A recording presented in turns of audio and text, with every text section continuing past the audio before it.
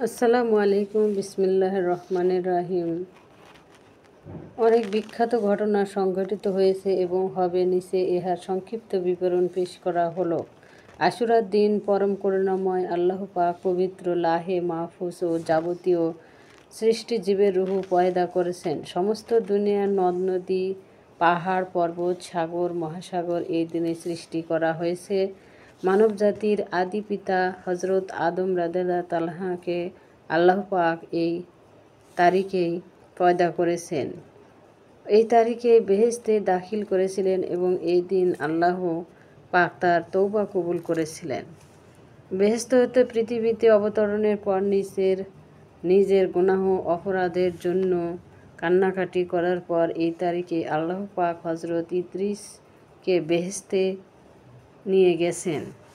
এই দিনই হজরত নূহ ও তার অল্পসংখ্যক ঈমানদার উন্মুক্তগণ অল্প কয়েকদিন খোরাক নিয়ে কিস্তিতে সওয়ার হয়েছিলেন এবং তুফান হতে মুক্তি লাভ করেছিলেন। এই দিন আল্লাহ পাক হজরত ইব্রাহিমকে পয়দা করেছিলেন ও এই দিনই তিনি নমরুদের অগ্নিকুণ্ড হতে নাজাত পেয়েছিলেন।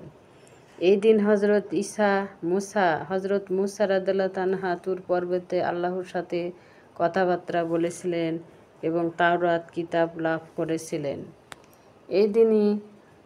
এই দিনই পাপাত্মা ফেরাউন নিজের দলবলসহ মুসা এর দলবল করতে গিয়ে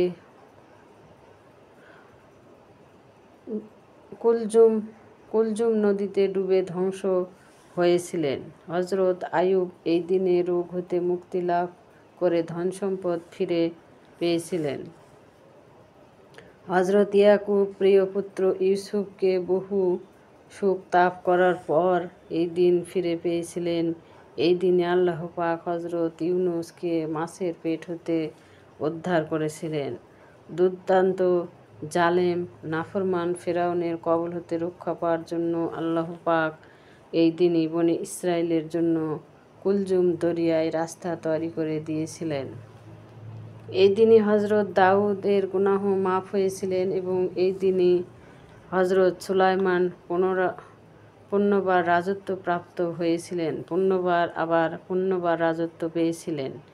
এই দিনই হজরত ঈসা রাদিয়াল্লাহু তাআলা পৃথিবীতে আগমন করেছিলেন এবং এই দিনই তাকে আসমানে উঠিয়ে নেওয়া হয়েছিল। হজরত জিবরাইল এই তারিখে আল্লাহর রহমত নিয়ে হজরত এর নিকট প্রথম উপস্থিত হয়েছিলেন। এই দিনে রাসূল সাল্লাল্লাহু আলাইহি ওয়াসাল্লামের প্রিয় নাতি হজরত হুসাইন রাদিয়াল্লাহু তাআলা এবং তার সঙ্গী সহচরগণ কারবালার ময়দানে অন্যায়ের বিরুদ্ধে সংগ্রাম করে শহীদ হয়েছিলেন।